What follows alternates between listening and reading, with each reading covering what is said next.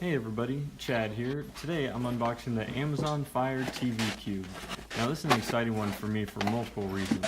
One, I've been using the Fire TV stick for about a year now, and I've been wanting to upgrade, and I've been wanting to make some videos about voice assistants for a while now. Now I have several Amazon, Google, and Apple devices that I want to talk about and compare. You can look out for those videos in the future. And also, I make woodworking videos. I encourage you to watch those too. Now, getting into the box, we'll go through everything that's provided. Those are an Ethernet adapter, an IR blaster, a power supply, a remote, and batteries for the remote. Oh, yeah, and also the Fire TV Cube. One key item not included is an HDMI cable. You have to pick one of those up yourself.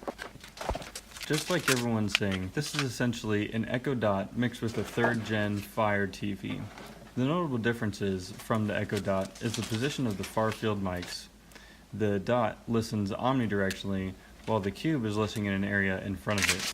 And the Cube can actually control functions on your TV, like the power and the volume. And really, the only differences between the Fire TV is twice as much storage at 16 gigabytes. I look forward to having the Fire TV Cube in my Amazon family. Thanks for watching. Please like and subscribe if you want to see more tech and woodworking videos.